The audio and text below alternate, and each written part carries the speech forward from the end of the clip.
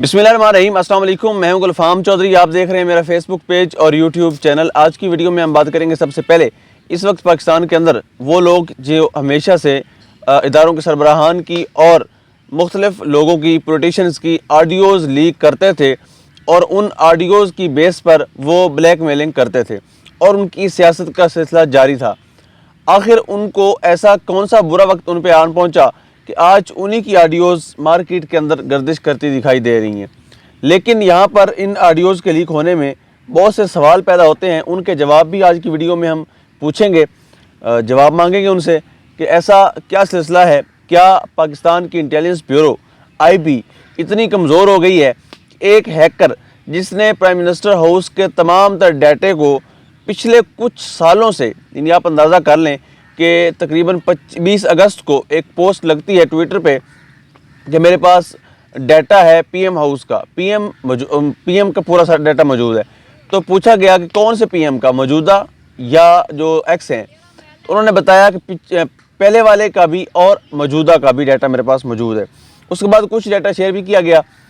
तो ये एक सिलसिला कब से शुरू है, कौन ऐसा कर रहा है, कौन करवा रहा है, इस पर बड़ा सवालिया निशान है। क्योंकि इसमें पॉलिटिशियन की डिस्कशन तो आती है कि पॉलिटिशियन ने ये फ़ैसला किया। फॉर एग्ज़ाम्पल, उन्होंने इलेक्शन ना करवाने के हवाले से जो ऑडियो लीक हुई और उसके बाद जो ट्रांजैक्शन के हवाले से हुई, जो ट्रांसफ़र के हवाले से हुई, जो मुख्तलिफ प्रोजेक्ट के हवाले से हुई, वो ऑडियोज़ तो लीक भी हो जाती हैं। लेकिन सवाल ये पैदा होता है कि वहाँ पर हमारे इंटीरियर मैटर, फॉरेन मैटर सारे डिस्कस होते हैं PM हाउस के अंदर। तो क्या सब का डाटा, क्या सब की सब बातें वहाँ पर भी जा रही हैं जहाँ पर नहीं जानी चाहिए?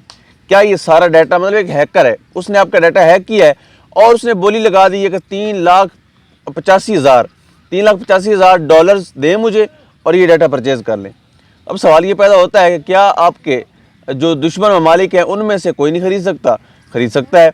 और अगर वो डाटा ख़रीद सकता है तो उसमें डेफिनेटली हमारे फॉरेन अफेयर हैं, इंटीरियर अफेयर हैं, सारे मामलात जितने भी डिस्कस होते हैं उनकी ऑडियोज़ मौजूद हैं। लेकिन पूछने वाला कोई नहीं, बताने वाला कोई नहीं।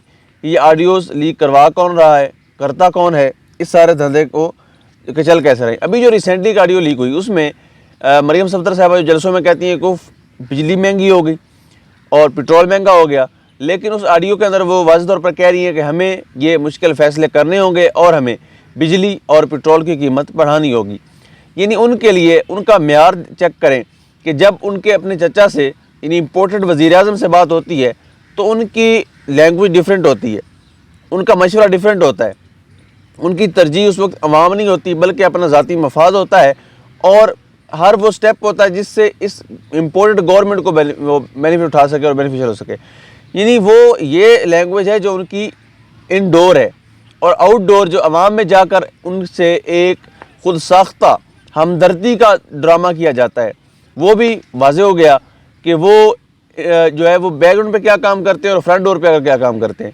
बरसूरत उसमें काफ़ी चीज़ें हैं। उसके बाद इसहाक डार साहब की वापसी के हवाले से जितनी भी खबरें आ रही हैं, इसकी ज़रूरत क्यों पेश आई? क्योंकि मिफ्ता इस्माइल को आपको पता है जिस तरह के उनको हमेशा बैड न्यूज़ अनाउंस करने के लिए उन्होंने रखा हुआ है। जब उनकी डेट एक्सपायरी आएगी तो उनको यकीनन भेज देंगे जब तक इसहाक डार साहब वापस नहीं आ जाते। तो उनकी वापसी के हवाले से जनाब बाजवा साहब ने भी यकीन दहानी करवाई है तावन की, और उनके यकीन दहानी के बाद नवाज शरीफ साहब उनको भेज रहे हैं पाकिस्तान के अंदर। और बिलखसूस एक प्रोजेक्ट है जो मरियम सफदर के दामाद हैं, उन्होंने एक प्लांट लगाना है, उसका आधा जो हिस्सा है वो आधा मटेरियल है वो यहाँ पर आ चुका है, इंडिया से वो ला चुके हैं, बाकी का इन्होंने मंगवाना है। तो ये मामला ऐसा है जिसके अंदर कोई दूसरा वज़ीर ख़जाना या कोई दूसरा बंदा उस तरह से इंटरफेयर करके मामले को सॉल्व आउट नहीं कर सकता जिस तरह से इसहाक डार कर सकते हैं। इसहाक डार पुराने खिलाड़ी हैं, बासूरत उनको ख़ुसूसन बिलखसूस इसलिए बुलाया जा रहा था कि इनका वो जो प्रोजेक्ट है इनके दामाद का, मरियम सफदर के, उसको वो मुकम्मल करवा सकें। ऑडियो का जो मुकम्मल डाटा लीक करवाने वाले हैं, जिस अकाउंट से ये हुआ था वो इंडाइसर के नाम से एक अकाउंट है जिसके ऊपर ये चीज़ें की जा रही हैं। अब सोचने की बात यह है कि 8 GB डाटा है जो मुकम्मल तौर पे हैक हुआ है, या उनके मुताबिक उनके पास यानी हज़ारों से निकल कर लाखों तक ऑडियोज़, वीडियोज़ और ये चीज़ें मौजूद हैं। अब सवाल पैदा होता है कि हमारे जो भी जिनकी ज़िम्मेदारी है جو ذمہ دار ہیں آئی بی ہے یا باقی ہیں، کیا ان ساری آڈیوز جتنی بھی لیک ہو رہی ہیں، جتنی ویڈیوز لیک ہو رہی ہیں پی ایم ہاؤس کی، اور پی ایم ہاؤس ہمارے ایک ایسی جگہ ہے جہاں پر فارن افیئر بھی ڈسکس ہوتے ہیں، انٹیریئر بھی ڈسکس ہوتے ہیں، تو کیا ان سے کوئی پوچھے گا؟ کیا اس چیز کا کوئی جواب دے گا اس قوم کو؟ یا ہمیشہ کی طرح ان کو کوئی نیا جو ٹرک کی بتی کے پیچھے لگا دیا جائے گا، یا کسی نئی انویسٹیگیشن ٹیم کے سامنے بٹھا دیا جائے گا؟ یا اب تک سوال پیدا ہوتا ہے کہ اب تک کتنے بندے ہیں پی ایم ہاؤس کے جن کو معطل کیا گیا، جن کو جاب سے فارغ کیا گیا، کہ آپ کے ہوتے ہوئے یعنی انٹیلیجنس بیورو کس کام کی ہے کہ آپ کا سارا ڈیٹا ایک ہیکر اٹھا کے لے گیا ہے، اور وہ کون سے ملک کو دے سکتا ہے؟